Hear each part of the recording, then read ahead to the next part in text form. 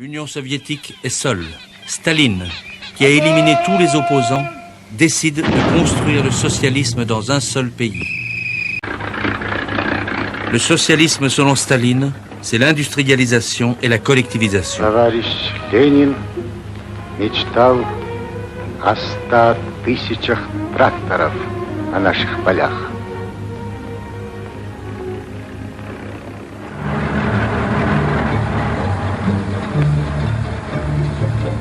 La marche en avant, cette seconde révolution russe impose la collectivisation totale. L'orientation est limpide. Supprimer la propriété individuelle de la terre, y substituer la gestion collective grâce à des méthodes modernes et mécanisées.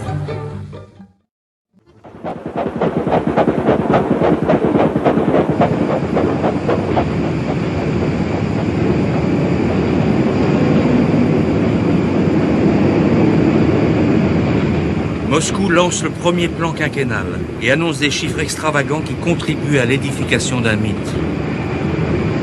La production industrielle doit progresser de 136%. 2000 nouvelles usines seront construites.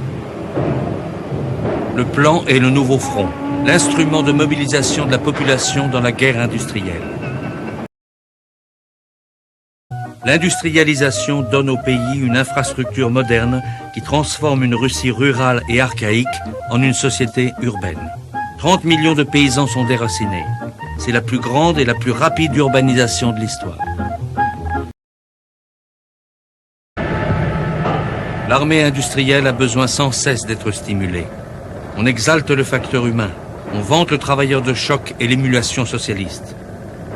Le communisme a besoin de héros. Celui des années 30 est un mineur. Stakhanov a mis au point une méthode pour extraire du charbon et pulvériser les normes habituelles de production.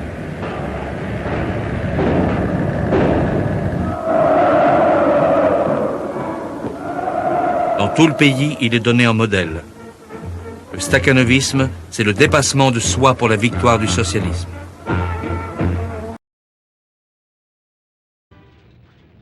C'est le triomphe de la toute-puissance de la volonté en politique. L'ambition pharaonique du communisme de laisser son empreinte se concrétise par des travaux gigantesques comme le grand barrage sur le Dniepr ou le canal reliant la Baltique à la mer Blanche.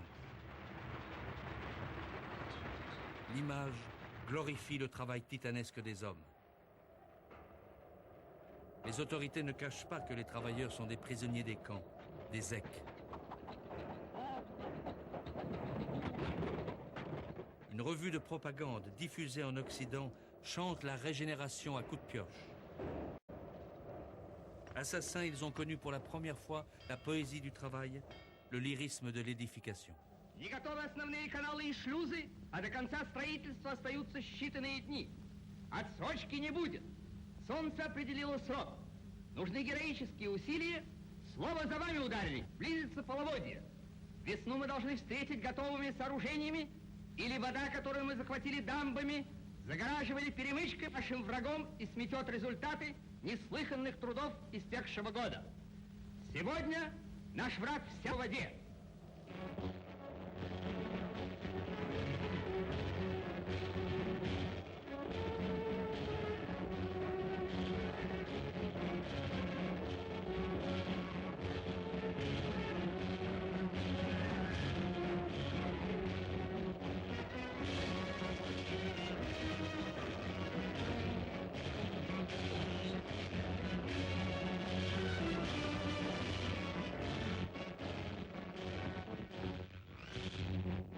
Et lorsque le canal est enfin terminé, il est baptisé du nom de Staline qui ne laisse à personne d'autre le soin de l'inaugurer.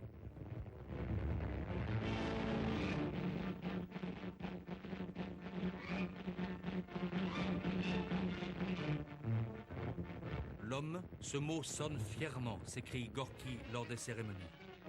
Les zèques sont morts par centaines de milliers pour que vive le canal.